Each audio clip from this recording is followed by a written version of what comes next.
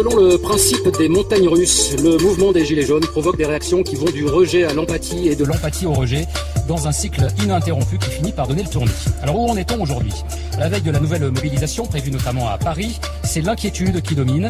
La plupart des responsables politiques et syndicaux ont lancé un appel à manifester dans le calme pour préserver les institutions républicaines. Est-ce à dire que la démocratie est en danger ? Dans leurs revendications, les Gilets jaunes critiquent la démocratie représentative, mais revendiquent d'autres formes plus directes, comme par exemple le référendum d'initiative populaire. C'est un appel au renouvellement des pratiques, mais qui côtoie cet appel d'autres appels, cette fois pour renverser le système par la violence si nécessaire. Alors les Gilets jaunes veulent-ils plus ou moins de démocratie ? On en discute ce soir avec deux des membres de notre club. Aude Lancelin, bonsoir. Bonsoir. Directrice de la publication du Média TV.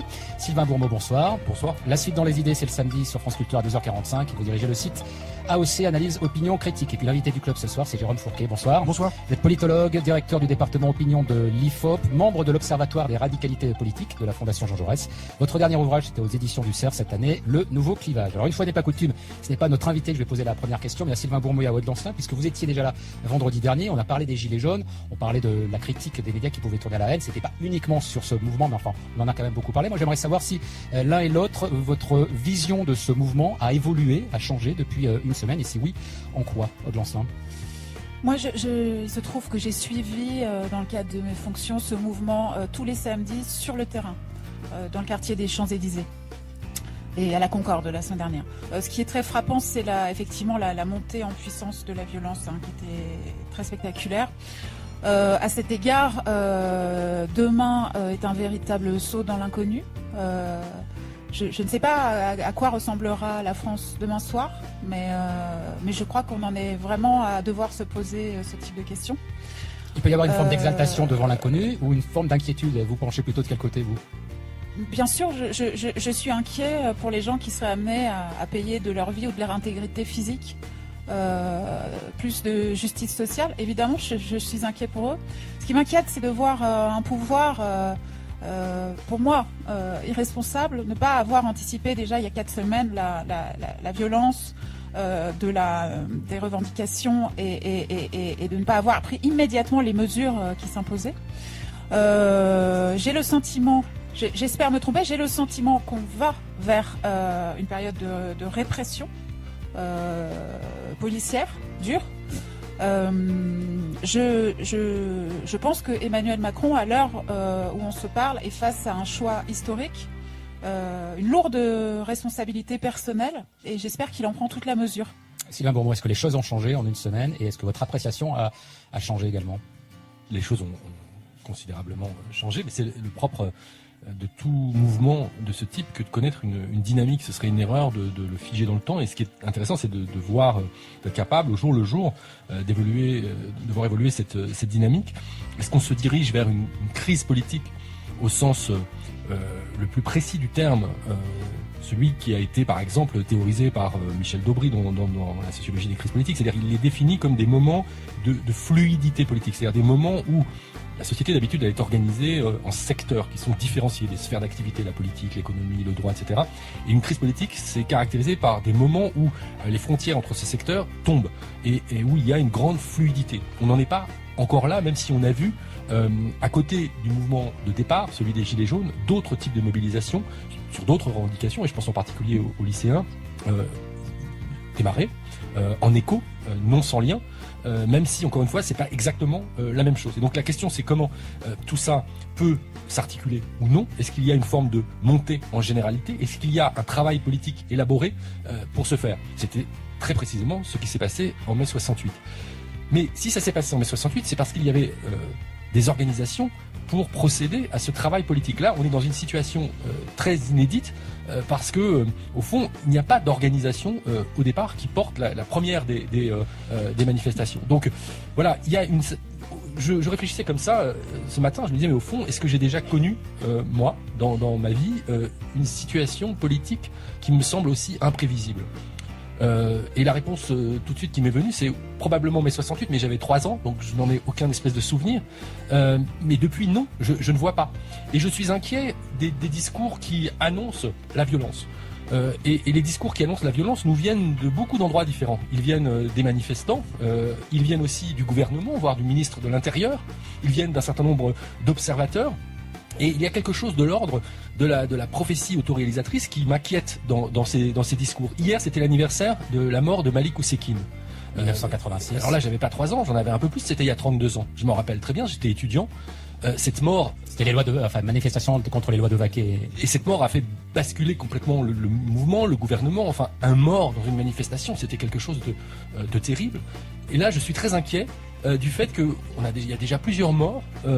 Et il semblerait que, contrairement à la loi qui veut, selon le procès de civilisation, qu'on s'habitue de moins en moins à ce genre de mort, on est régressé. C'est-à-dire qu'on n'est plus surpris, on n'est plus choqué qu'un mort dans des mouvements sociaux ne provoque plus ce que ça provoquait il y a 32 ans. Ça, je trouve ça très inquiétant pour ma part. Alors j'aimerais savoir si vous, Jérôme Fourquet, j'en viens donc à vous, je rappelle, vous dirigez le département Pignon de l'IFOP. Est-ce que vous partagez cette inquiétude? Et est-ce que cette inquiétude-là, elle existe aussi, elle transparaît à travers les enquêtes que vous réalisez en ce moment autour de ce mouvement et de sa perception?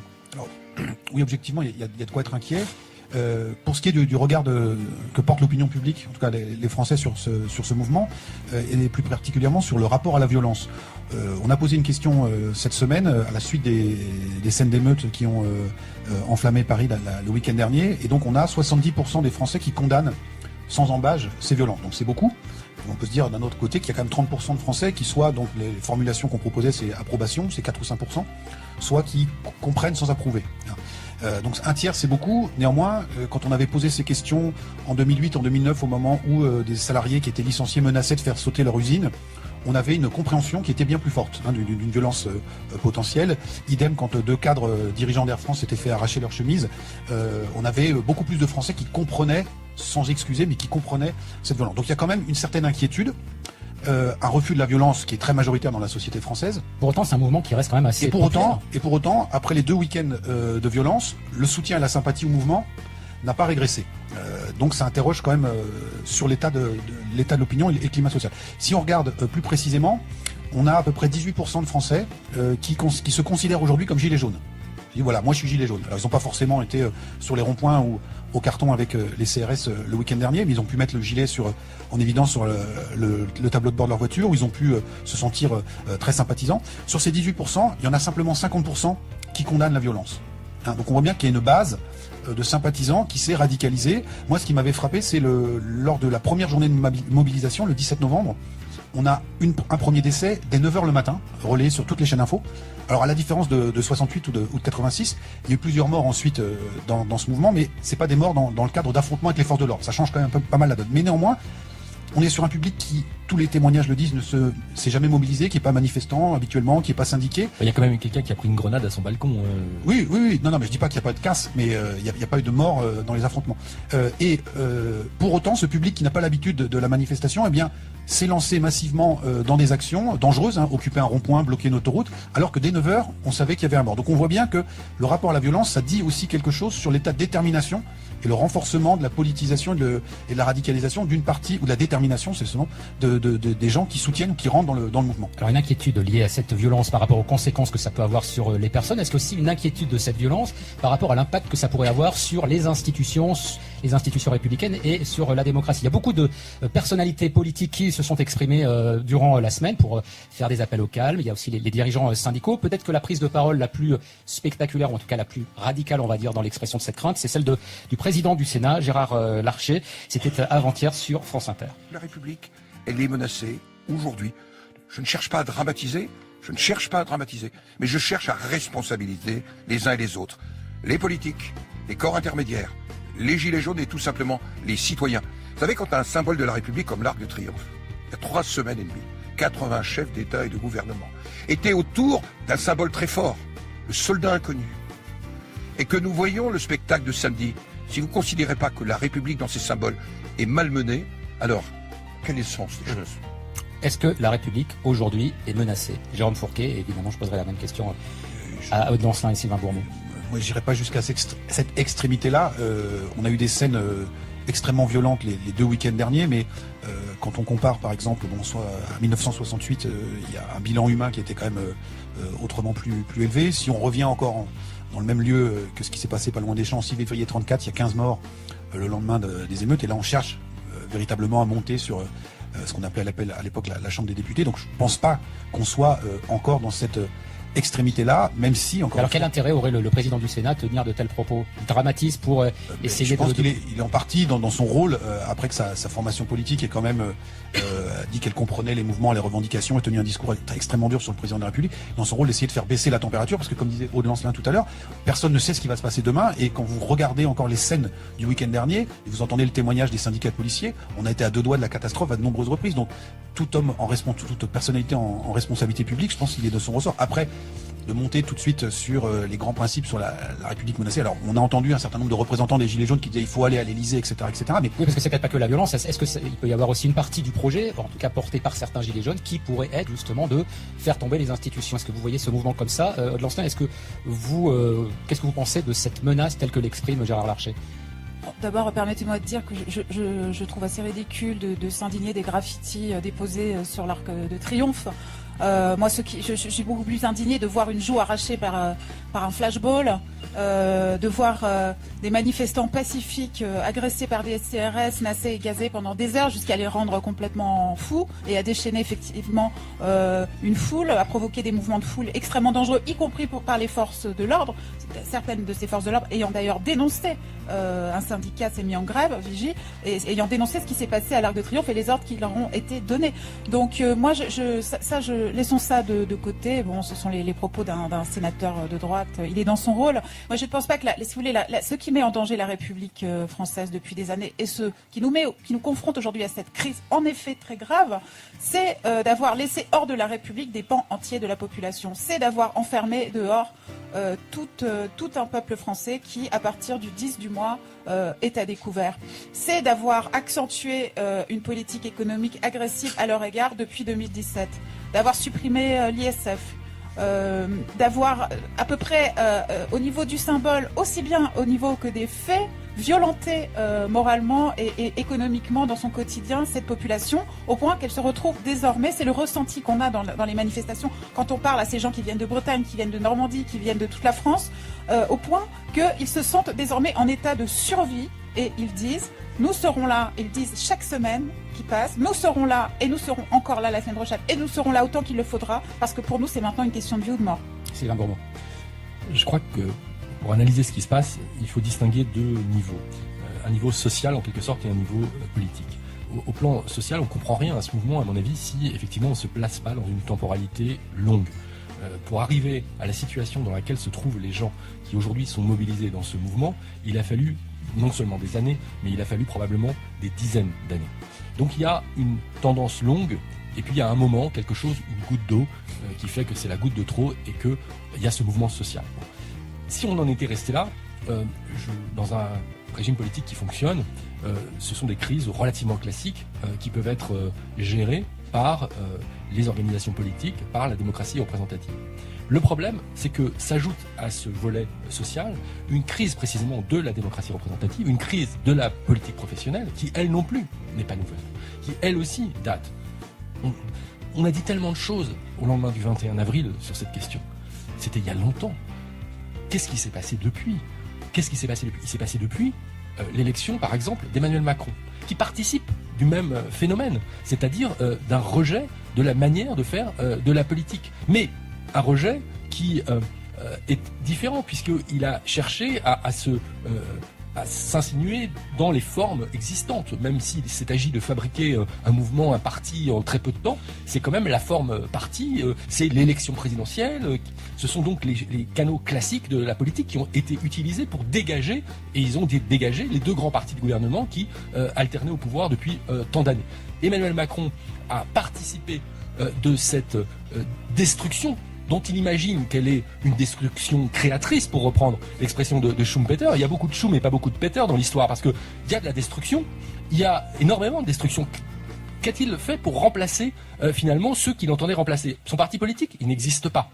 Donc en fait, il se retrouve dans un face-à-face avec le vide politique. Et ce qui rend la situation extraordinairement imprévisible, c'est que finalement ces gens, certes, probablement, ont des revendications, on les entend, elles peuvent être très précises sur telle taxe, elles peuvent être plus générales, plus sociales, mais au fond, on ne voit pas vraiment de travail politique, d'articulation idéologique, et donc on ne voit pas très bien comment en l'état, dans un calendrier court, en tous les cas, ce mouvement pourrait se prendre les formes de la démocratie représentative. Et c'est ça qui est très inquiétant à un moment où les organisations politiques classiques sont incapables de formuler la moindre réponse face à ce mouvement, quelle que soit leur origine dans le spectre politique, à gauche, à droite, partout. Le fait est que dans les revendications, dans les plateformes qu'on peut lire et sur le plan des propositions, des revendications qui sont d'ordre politique, Jérôme Fourquet, c'est vrai qu'il n'y a pas forcément une demande d'amélioration de ce qu'est la démocratie représentative, mais il y a beaucoup la notion de démocratie directe qui apparaît avec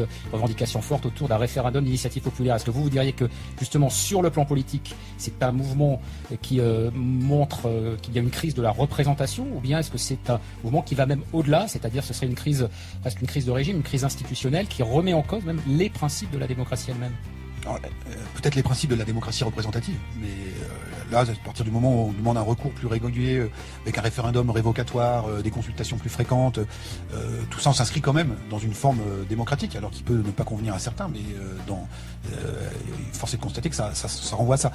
Si je vous pose la question, c'est parce que l'IFOP a aussi réalisé des études ces dernières années qui témoignaient d'une demande de plus en plus importante, pas seulement d'autorité, mais de gouvernement autoritaire, ce qui semble aller à l'encontre de cette demande de démocratie directe. Oui, alors c'est pas forcément les mêmes.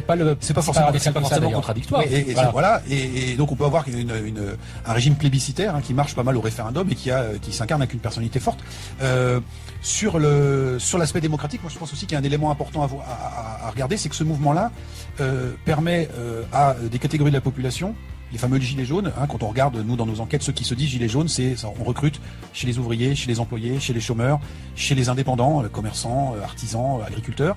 Et c'est toute une population qui n'avait depuis très longtemps plus voix au chapitre. Alors vous allez me dire, elle peut voter, elle vote, mais elle ne se sent plus représentée. Elle ne se sent plus représentée. Les personnalités qu'elle envoie à l'Assemblée nationale ou à l'Élysée sont de plus en plus déconnectées de cette France-là. On le voit aussi sur le plan médiatique. Il y a eu le surgissement d'ouvriers, d'employés, d'aides-soignantes sur les plateaux télé depuis ce mouvement-là. Et quelque part aussi, voilà, c'est une prise de parole et le réveil d'une partie de cette population qui veut reprendre quelque part son destin en main. Alors, ça se fait de manière très très brouillonne. Il n'y a pas de plateforme politique élaborée pour l'instant, mais on voit déjà que les revendications ont considérablement évolué, elles se sont structurées. On a commencé sur la taxe sur l'essence, maintenant on est à la taxe sur les GAFA, au référendum révocatoire. Donc on voit bien que ça se politise et que ça se conscientise, comme on disait il y a quelques années.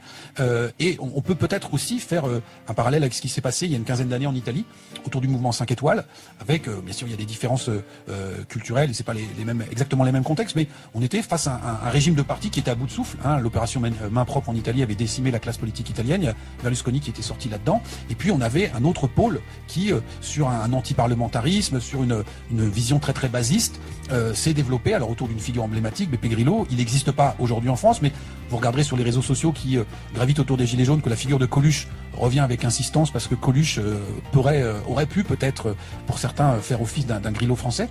Et donc il y a des formes comme ça très très diverses. D'aucuns parleront de populisme, etc. Il y a aussi des militants très actifs qui ont essayé d'investir ce mouvement-là et de l'orienter selon leur tropisme. Mais la demande générale, c'est à mon avis, de plus grande consultation, une plus grande prise en main du destin par une population qui se sent socialement et politiquement hors du coup depuis très longtemps maintenant. Sur cette coexistence d'une demande de démocratie directe et peut-être aussi d'autoritarisme, je vais juste vous citer un extrait d'une interview de Jacques Julliard dans l'Obs qui dit ceci: cette crise montre l'acuité du problème de la représentation. Aujourd'hui, on ne représente que soi-même. Il ne reste alors plus que l'appel à l'homme providentiel doté d'une représentativité quasi transcendante. La journaliste lui demande, là où les journalistes, une sorte de dictateur en somme. Il répond: c'est en tout cas dans la logique de la situation. Aude Lancelin et Sylvain Bourbeau. Alors justement, moi j'aimerais revenir au titre de l'émission choisie aujourd'hui. Les Gilets jaunes veulent-ils plus de démocratie ou veulent-ils moins de démocratie? J'attire quand même votre attention sur une chose. Tout dépend évidemment de ce qu'on entend par système démocratique. Il y a quand même très longtemps qu'on nous met dans la tête que le système représentatif qui consiste tous les 5 ans à se rendre à l'isoloir est le parangon même de la démocratie. Or, pour tous les penseurs politiques de la Révolution française, par exemple, la représentation est le contraire de la démocratie. Et notre régime politique actuel est une forme de compromis historique entre des demandes populaires et un pouvoir oligarchique. Mais nous ne sommes pas au sens strict, là je parle de philosophie politique, dans une démocratie. Donc effectivement, oui, moi je suis convaincue que quelle que soit l'hétérogénéité politique des Gilets jaunes actuels, qui est incontestable, parmi les gens que j'ai interrogés moi personnellement sur la Champs-Élysées, il y a très peu de militants, et très peu de militants de gauche notamment. Très peu de gens pour qui la France Insoumise représente quelque chose, etc. C'est très très frappant. Mais juste, est-ce que ça n'est pas consubstantiel à la démocratie que d'être forcément et toujours imparfaite? Ou bien est-ce qu'on peut citer des exemples d'une démocratie qui serait réalisée pleinement? C'est-à-dire qu'en réalité, quand vous prenez les chiffres de l'abstention à la dernière élection présidentielle, on n'est pas dans l'imperfection. On est dans le fait que la majeure partie des ouvriers, des employés dont parlait à l'instant Jérôme Fourquet, du pays, des gens qui font vivre ce pays, sont hors de l'échange politique. Ne se sentent même plus concernés par les débats politiques. C'est d'une gravité extraordinaire. C'est ça la crise que nous vivons. Et j'aimerais tout de même rappeler, parce que beaucoup de journalistes, malheureusement, beaucoup de nos confrères ont dénigré ce mouvement précocement, préventivement peut-être, en les faisant passer justement pour des putschistes, des gens qui étaient en demande de pouvoir militaire, des fachos, etc. Moi, j'aimerais vous rappeler... Ils sont quand même assez vite ravisés. Hein. C'est vrai que c'est au début, on a peut-être pour ça. Certains ne se sont toujours pas ravisés. Et puis bon, effectivement, quand on est confronté au réel, bon, effectivement, on est obligé d'accommoder. Mais moi, j'aimerais vous dire quelque chose que je tire justement de l'avant-dernière enquête de l'IFOP, dirigée par Jérôme Fourquet à côté de moi, qui s'intitulait « Le regard des Français sur le mouvement des Gilets jaunes ». Et la question suivante était posée à l'ensemble des formations politiques. L'adhésion à l'instauration d'un état d'urgence. Personnellement, êtes-vous très favorable, assez opposé à l'instauration de l'état d'urgence? C'est-à-dire quand même la suspension de certaines normes du droit ordinaire. Je vous l'ai dit ce soir, 74% des sympathisants de la République En Marche sont favorables à l'état d'urgence, c'est-à-dire beaucoup plus que ceux du Front National.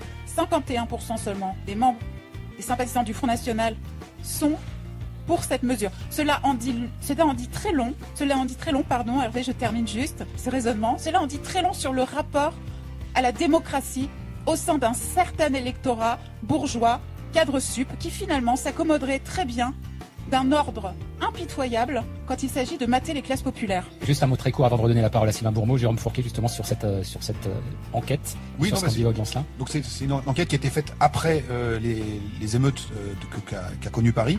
Et donc, dans le débat public, certains responsables politiques avaient émis l'idée de avoir recours à l'état d'urgence, comme on l'a eu à d'autres moments de notre histoire, pour essayer de reprendre entre guillemets le contrôle. Et donc, on a testé cette idée. Pour compléter ce que disait Aude Lancelin, on est sur une opinion publique dans sa globalité qui était très partagée, aux alentours de 50-50. Donc on revient peut-être à la question initiale, est-ce que la France a peur? Oui, en partie, parce que les scènes sont quand même assez spectaculaires, mais pas forcément au point d'en être à demander très majoritairement l'instauration de l'état d'urgence. On était dans des niveaux bien plus élevés d'adhésion à l'état d'urgence, par exemple, au lendemain du 13 novembre, qui n'a rien à voir, mais pour montrer que, et c'est peut-être aussi ce que disait Monsieur Bourmeau tout à l'heure, c'est quand même assez insaisissable ce moment, c'est-à-dire qu'il y a des éléments qui sont très spectaculaires, et en même temps, effectivement, le reste de la semaine, les choses reprennent qu'à leur cours, et donc on n'a pas l'impression qu'on soit proche du basculement, même si, encore une fois, certains événements ont été très marquants. Sylvain Bourmeau. L'enseignement que j'ai envie de tirer de ce chiffre, 74% des sympathisants de la République En Marche, si je peux, si on peut s'appuyer sur ces chiffres, qui seraient favorables à l'état d'urgence, c'est le suivant, c'est que, mais c'est pas une surprise pour moi, hélas, c'est qu'au fond, le libéralisme politique, c'est-à-dire la défense des libertés publiques, elle est aujourd'hui le fait de très peu de citoyens français. Moi, ce qui m'inquiète, c'est la montée en puissance de cet illibéralisme politique, aussi bien à gauche qu'à droite, et même chez Emmanuel Macron et ses sympathisants, c'est-à-dire des gens qui se sont présentés, qui ont été présentés comme des libéraux politiques, comme des libéraux économiques et des libéraux politiques. C'était ça, le positionnement pendant la présidentielle d'Emmanuel Macron. On nous expliquait qu'il allait certes mener une politique néolibérale au plan économique, mais qu'il allait avoir une politique libérale, qu'il allait accueillir les migrants, qu'il allait, etc. On n'est rien, évidemment, parce qu'on le sait bien, beaucoup de travaux de sciences politiques ont montré à quel point ce qu'on appelle néolibéralisme n'a rien à voir avec le libéralisme politique, et que souvent il s'assortit d'autoritarisme politique, et on en a eu de nombreux exemples dans de nombreux pays, et on en a une nouvelle fois la démonstration avec ce gouvernement. Est-ce qu'on en a aussi la démonstration avec le mouvement des Gilets jaunes? C'est-à-dire, est-ce que vous voyez des signes de cet illibéralisme politique également dans ce mouvement? Oui, j'en perçois certains dans la manière dont certains ronds-points sont bloqués, la façon dont les gens veulent imposer finalement des barrages, empêcher la liberté de circulation, des choses comme ça. Ça veut dire c'est des formes de manifestation, mais je crois que c'est au-delà de la forme de manifestation. Il y a quelque chose d'assez inquiétant. Il y a probablement parmi ces gens mobilisés, mais c'est je veux prendre beaucoup de pincettes parce que on dispose de peu d'éléments pour mieux savoir qui ils sont. Je pense quand même qu'on peut faire des hypothèses, et je pense qu'on peut faire notamment l'hypothèse qu'il s'agit ni de ceux que Céline Braconnier et Nona Mayer ont appelés les inaudibles, c'est-à-dire des gens qui sont des ultra précaires de la politique, des gens qui ont arrêté de voter depuis longtemps par exemple. C'est ni ceux-là, ni ceux qui ont une socialisation politique encore forte avec une identification partisane. C'est probablement des électeurs dont les carrières d'électeurs sont pour le moins surréaliste ou baroque pour un sondeur. C'est-à-dire que on est loin de l'électeur rationnel qu'on nous a vanté dans les années 80. On va avoir des gens qui sont incapables de justifier leur parcours d'électeur, ou alors parce qu'ils ont un rapport à la politique qui n'a rien à voir avec le rapport que nous, analystes, avons. Et donc ce serait une grave erreur que de plaquer nos catégories rationnelles d'analyse sur les leurs. Donc je crois que ce sont des gens qui ont très peu d'expérience politique. Ils ont voté, ils continuent de voter pour beaucoup d'entre eux. Et je pense d'ailleurs que l'abstention, c'est inquiétant l'abstention, mais on ne peut pas réduire la démocratie aux élections, je crois qu'on sera d'accord là-dessus, et la solution à la crise de la démocratie représentative, c'est pas seulement de faire en sorte que les gens votent davantage une fois tous les 5 ans à l'élection présidentielle, parce que d'ailleurs c'est ce qui s'était produit quand c'était Nicolas Sarkozy et Ségolène Royal par exemple, parce qu'on avait un certain type de politique spectacle qui faisait que plus de gens votaient. Est-ce que c'est vraiment ça l'amélioration de la démocratie? Moi je pense que l'amélioration de la démocratie, c'est d'abord la reconstruction des corps intermédiaires, des syndicats qui existent, qui sont forts, des partis politiques qui font leur travail de partis politiques, toutes choses qui ont quasiment disparu aujourd'hui. Aude Lancelin et ensuite Jérôme Fourquet. Oui, juste une réponse à ce que dit Sylvain. Là, pour le coup, nous étions sur le terrain. Moi, j'ai interrogé des dizaines et des dizaines de gens pendant 2 week-ends consécutifs. C'est ce qui est très frappant. Première chose, c'est que ce sont des primo-manifestants, des gens qui ne sont jamais descendus dans la rue de leur vie, quel que soit leur âge, qu'ils aient 25 ans ou qu'ils en aient 65. Ça veut dire même entre les deux tours de 2002, oui. Même après les attentats. Absolument. Non, mais ça en dit long. C'est quand même des moments où il y avait beaucoup de monde dans la rue. Oui, mais place de la République, au moment des attentats, les classes populaires étaient très peu représentées. Certains ont osé parler de l'absence des quartiers populaires. Mais contre Jean-Marie Le Pen en 2002 aussi. Également.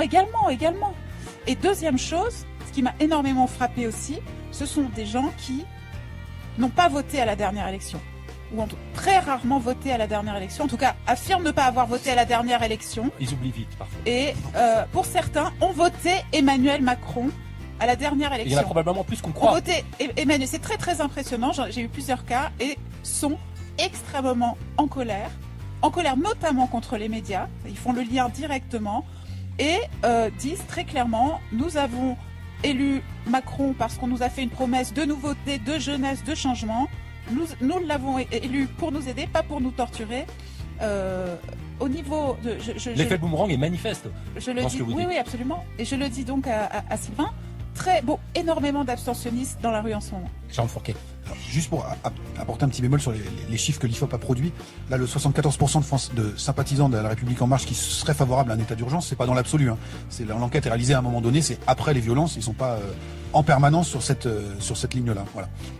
Sur la réponse qui peut être donnée aujourd'hui, et notamment la réponse institutionnelle. Est-ce que vous considérez, ce sera ma dernière question, parce qu'on est déjà presque au bout de l'émission, que les institutions, en tout cas, offrent aujourd'hui des outils qui permettent justement de régler cette crise de manière démocratique, je ne sais pas moi, soit à travers référendum, soit à travers la dissolution, soit à travers simplement, je ne sais pas, le changement de gouvernement, ou bien est-ce que c'est déjà quelque chose qui est dépassé? Alors, Jérôme Fourquet. On voit que le mouvement a énormément muté et très rapidement. Donc quand Édouard Philippe a fait ses annonces, la réponse sur les barrages c'est trop tard. Donc la crise galope devant lui. Donc les demandes sont énormes. Comme ça a été rappelé, on vient de très loin quand même. C'est tout un phénomène de dépolitisation, de désocialisation, etc. Donc ça va pas se régler d'un coup de baguette magique. Et donc il faut être très modeste sur les solutions. Moi, il y a une certitude, c'est que le changement de Premier ministre issu qui se profile éventuellement et le changement de gouvernement ne répondra absolument pas la demande qui émanent de ces catégories-là. Et encore une fois, c'est pas toute la France et ces catégories-là. Aujourd'hui, dans les manifestations sur les barrages, on n'entend jamais Philippe démission. On entend Macron démission, mais pas Philippe démission. C'est peut-être pas d'ailleurs seulement une réponse d'ordre politique qui est attendue. Hier, on faisait une émission, on a tenté une hypothèse de savoir si le malaise social qui s'exprimait à travers ce mouvement des Gilets jaunes pouvait être aussi correspondre au malaise qui peut exister dans le monde du travail, puisqu'on nous parle aussi souvent beaucoup d'un manque de considération, un manque d'écoute. C'est-à-dire que c'est peut-être aussi une responsabilité beaucoup plus large finalement. Non ? Alors, oui. Alors, Pour aller un peu plus loin encore, sur l'effet de la situation qui prévaut depuis une trentaine d'années, ce qui est très fort, c'est que manifestement, il y a un véritable problème de pouvoir d'achat dans ces catégories de la population, mais que le problème de pouvoir d'achat, pour ces catégories-là, aujourd'hui, ça se règle par une baisse des taxes et pas par une augmentation des salaires. Parce qu'ils ont intégré qu'il n'y avait plus possibilité d'augmenter des salaires, c'est-à-dire qu'ils disent c'est un coup de pouce au SMIC qui serait décidé par les autorités. Mais donc vous voyez que sur le front des entreprises, il n'y a pas de mouvement de grève pour l'instant. Peut-être qu'il en sera différemment dans quelques temps, mais pour l'instant il n'y a pas de mouvement de grève qui se dessine. C'est d'abord en direction de la puissance publique sur le poids de la fiscalité que les regards se tournent. S'agissant de la réponse institutionnelle, Aude Lancelin et Sylvain Bourmeau. Alors, c'est ce qui m'inquiète le plus, à vrai dire. C'est-à-dire que je pense que la seule réponse en termes de politique classique, de politique ordinaire, qui sera la mesure de la gravité de cette crise, c'est une dissolution de l'Assemblée nationale. Macron ne s'en tirera pas à moins. Un changement de Premier ministre, de gouvernement ne résoudra pas l'affaire.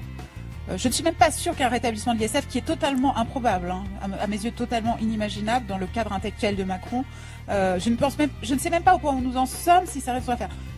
Donc, dissolution de l'Assemblée nationale, qu'est-ce qui se passe derrière? Le problème, c'est que derrière, tous les partis politiques à l'heure actuelle sont discrédités. Les Républicains sont discrédités, sont très mal à l'aise par rapport au mouvement qu'ils ont soutenu, puis ils se sont retirés par amour de l'ordre, etc. Et ils n'ont pas de proposition politique pour faire face. La France insoumise est en mauvais état, elle également. La République en marche est totalement discréditée. Et ce serait une explosion de la bulle gonflée à l'hélium, ce scrutin. Le Front National, le Rassemblement National, mais même lui, à vrai dire, est dépassé par l'ampleur de la crise et tient des discours contradictoires. Je ne suis même pas sûre que ce serait une vague lepéniste. Donc on ne sait pas ce qu'il y a derrière politiquement. Les syndicats ne maîtrisent plus rien. Philippe Martinez le disait très clairement dans Le Monde aujourd'hui même. Les partis ne maîtrisent plus rien. On ne sait pas ce qu'il y a derrière. C'est une forme de saut dans l'inconnu. Sylvain Bourmeau, ce sera la conclusion. Et c'est le résultat d'un choix de destruction qui se voulait créatrice d'un mouvement social totalement inédit, qui nous place dans une situation totalement imprévisible. Je n'ai pas pour habitude de prédire ce qui va se passer, mais alors là, je suis incapable d'envisager même plusieurs scénarios, si ce n'est celui d'un essoufflement de ce mouvement, la stratégie du gouvernement qui a consisté à faire peur avec les violences. Peut-être va-t-elle produire ses fruits, et si l'on voit demain dans Paris que des casseurs et pratiquement plus de gilets jaunes, peut-être que ce mouvement commencera à décliner et que le gouvernement s'en sortira comme ça. Mais j'en suis vraiment pas sûr. Ce dont on est certain, c'est qu'on n'a pas fini d'en parler, en tout cas de ce mouvement. Merci beaucoup à tous les trois, Jérôme Fourquet, Aude Lancelin et Sylvain Bourmeau, puisqu'on s'intéressait ce soir aux questions de démocratie. Je renvoie au tout dernier numéro de papier, la revue de France Culture, c'est le numéro 27, avec comme dossier une question: sommes-nous encore démocrates? Voilà, merci à l'équipe du Grain, Antoine Dulster, Fanny Richet, Antoine Tricot, Virginie Ledoux et Guillaume Laguigné. Émission réalisée par Peyret Legras, avec à la prise de son Benjamin Vignal, Stéphane Desmond, Célia Dufour et Tahar Bouklifa. Dans quelques petites minutes, vous retrouverez la dispute avec Arnaud Laporte. Rebonsoir Arnaud. Bonsoir Hervé. Et demain à midi, on retrouve Hervé Gardette pour Politique. Voilà, on va parler des droits de l'homme. Vous savez que c'est le 70e anniversaire lundi de la Déclaration universelle des droits de l'homme. On va en parler avec une magistrate, Magali Lafourcade, qui est la secrétaire générale de la CNCDH, la commission.